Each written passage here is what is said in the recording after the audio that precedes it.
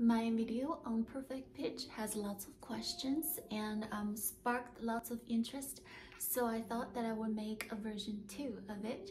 In this video, we're gonna debunk all the myth of perfect pitch.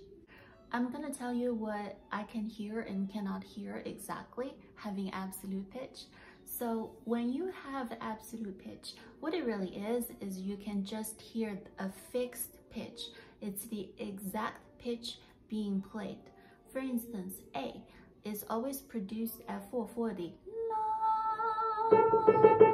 Right? So when we hear that, we know it's an A. Whether that A is here, or or cellos, double bass, they're playing it down there. We hear it, and A will forever be a fixed A, whichever register it is, and we know which register it is. So that's what really absolute pitch is. And also when, let's say the orchestra or piano, they're playing Twinkle. They're playing Twinkle in this key. Then we hear that it's in D major because we heard D's, heard A's, heard F sharps. So we know that it's in D major, or they modulate just to play it in good old C major. Then we hear the C major, C, E, G, and we know that it's in C major, or like, you know, if something is C minor, then we hear the E flat being the minor. So we rely on those pitches to identify the key. It really isn't necessarily because we heard the relationship between the keys. The relationship between the keys are relative pitches. It's the distance between the keys. And that's just as good as absolute pitch if you can hear that. Now, I'm gonna tell you something that's very interesting.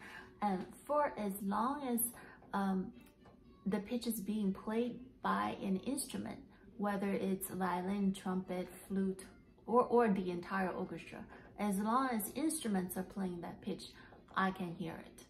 Or the key, I can hear the key. But as soon as the singer comes in, when they put words to things and started singing, I don't hear pitches anymore. And I have never been able to understand why. But I do have those pitches in my head, so I can sing on pitch. I will have to sing that piece, and then in my head, I can match that pitch, and then I will know what pitch it is. But if you just let me listen to somebody singing, I cannot tell pitches at all. Absolute pitch is actually pretty easy for pianists to develop. The average time a pianist has to repeat per day is about 112,000 times. So if you are repeating 112,000 notes per day, it's kind of hard not to hear them eventually. So absolute pitch is something that most pianists have due to the repertoire they have to play. And also, if you look at piano as an instrument, it has lots of registers, right? So it helps us to hear more notes, more harmonies, and more pitches. So it's pretty common for a pianist to have absolute pitch. Having absolute pitch has its downfalls, because let's say if you hear a harmony.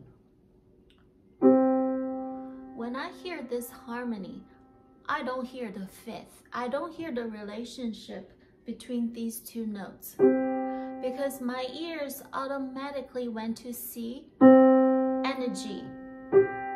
So I heard C and G, and in my head, I analyze it. C and G makes a perfect fifth. Versus for somebody that didn't hear the C and G, they're actually hearing the distance. It's called relative pitch. They're actually hearing that fifth, and they know instantly we're going to a fifth, and how fifth can modulate maybe to a sixth. They hear it expands. But for people who have absolute pitches, I hear the A. So I have in my head, I'm thinking, okay, now we have a C and we have an A, and therefore it's a sixth. So is absolute pitch better than relative pitch, or vice versa? No, not really. There's not really one that's better than another.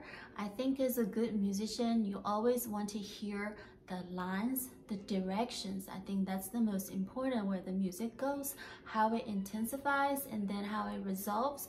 As long as you hear all the lines and how the harmony is supporting the lines, you're hearing the more important stuff, you will always be able to make good music, one imperfect pitch at a time.